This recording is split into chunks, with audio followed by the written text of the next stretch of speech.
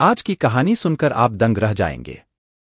इससे पहले कि जुल्म की दुनिया चैनल को सब्सक्राइब नहीं किया है तो जल्दी से चैनल को सब्सक्राइब कर लें। कहानी है, हरियाणा का एक जिला है जिन और इसी का है एक इलाका लगता है। उचाना बात कर रहा हूं एक सरकारी गर्ल्स स्कूल की। दरअसल एक छात्रा जिसको एक टीचर कहती है कि तुम्हें प्रिंसिपल साहब ने बुलाया है।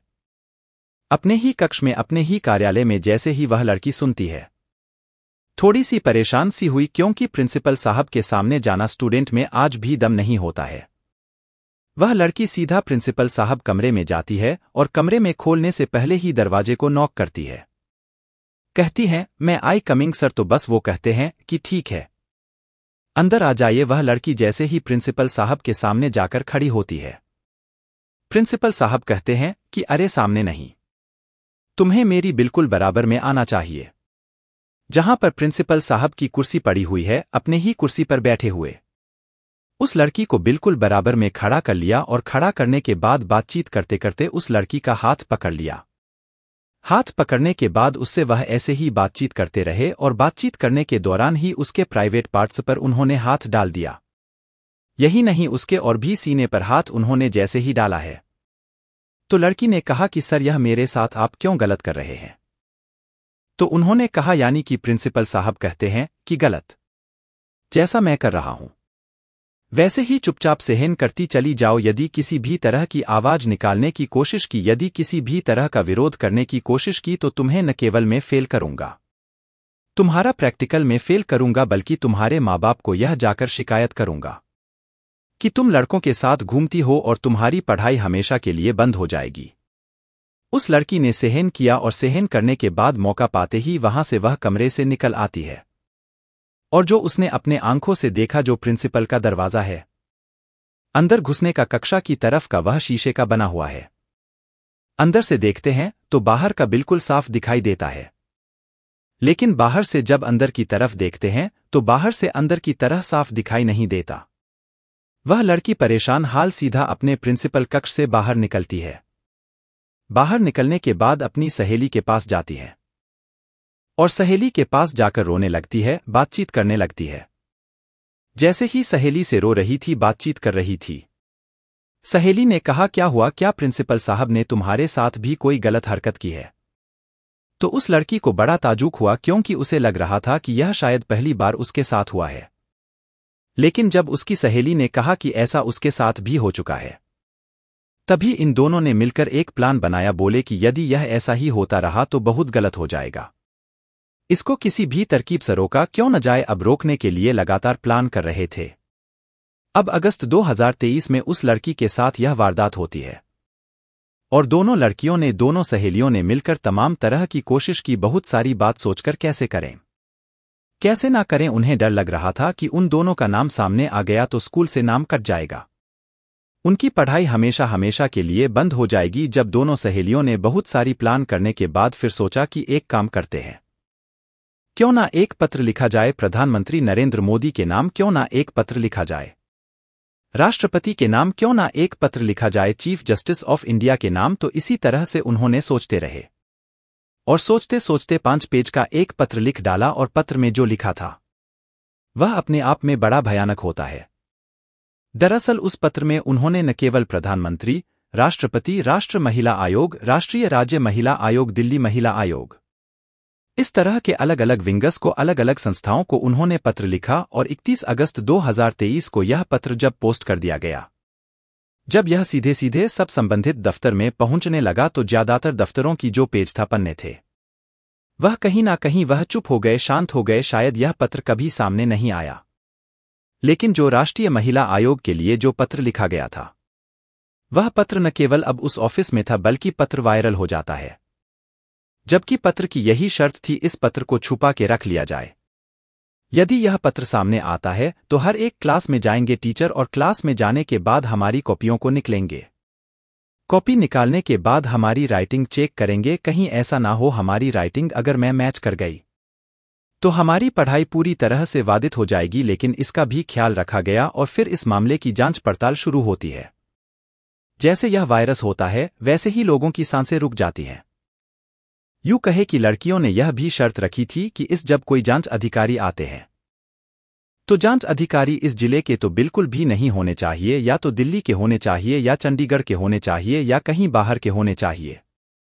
स्कूल में जो लड़कियों से अकेले में जाकर तुम बातचीत करोगे, तो बातचीत करने के बाद ज्यादा लड़कियां यह बात कहने के लिए तैयार हो जाएंगे कि उनके साथ कुछ ना कुछ गलत हुआ है। अब उस लेटर के आधार पर शुरुआत में तो उस लेटर को बढ़ोतरी शिथिलता से लेने की कोशिश कर रहे थे।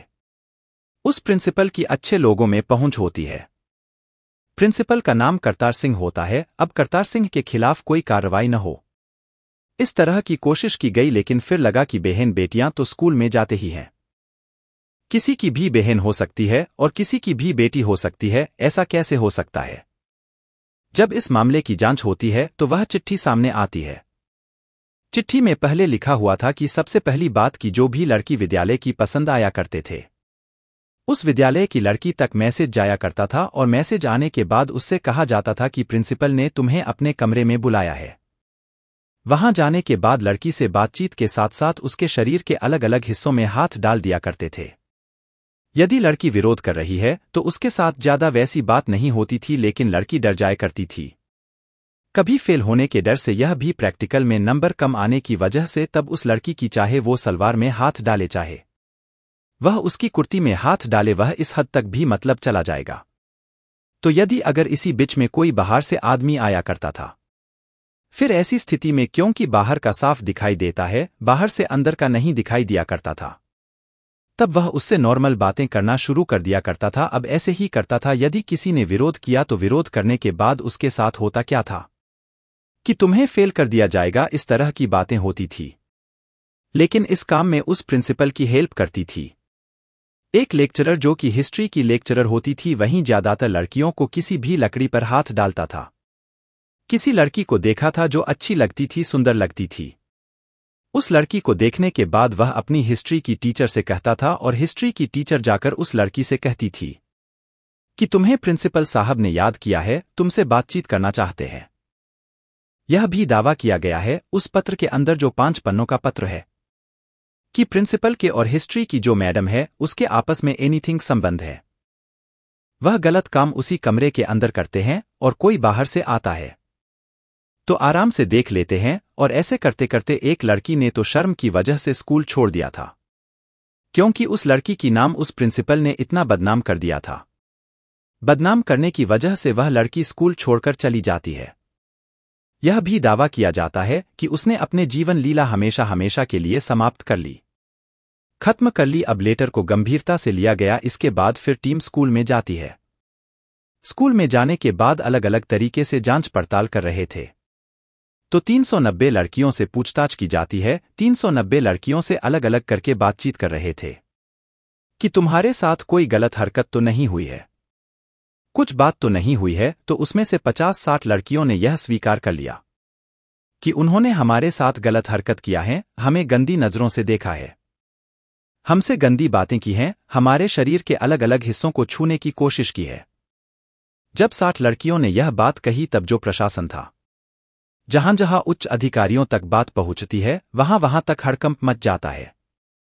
उसके बाद फिर दोबारा से कोशिश की जाती है। स्कूल के अंदर कुछ ऐसी पेटियां रखी जाती हैं जहां पर लड़की स्वेच्छा से जाकर अपना कोई पत्र लिख सकती है, अपनी बात रख सकते कि हां मेरे साथ ऐसा हुआ है, नहीं हुआ है, या वह भी बातचीत करना चाहती है। तो इसे दोबारा से जब इशारा किया गया कि लड़कियां अपनी बात, मन की बात रख सकती हैं, तब जाकर 390 लड़कियों में से 142 लड़की सामने आती हैं और कहते हैं कि प्रिंसिपल ने हमारे साथ गंदी हरकतें की हैं, हमारे साथ बुरा किया है। अब इस मामले की जांच देखने लगते हैं। हिसार मंडल के एडीजीपी होते हैं श्रीकांत यादव, साथी जो डिप्टी कमिश्नर जींद होते हैं, जिनका नाम इमरान रजा होता है, वह इस मामले की जांच करते हैं और अपने एसडीएम से कहते हैं कि जाकर तुम्हें खुद देखना चाहिए। एसआईटी का गठन होता है, साथ ही डीएसपी एसएचओ महिला थाना की होती हैं, वह फिर इस मामले की अपने स्तर से जांच करते हैं। शुरुआत में उस प्रिंसिपल पर हाथ डालने में थोड़ा झिझक हो रही थी, परेशानी हो रही थी, लेकिन अभी नवंबर के अंतिम सप्ताह में उस प्रिंसिपल को न केवल गिरफ्तार किया, बल्कि उसके खिलाफ संबंधित धाराओं में मुकदमा दर्ज किया।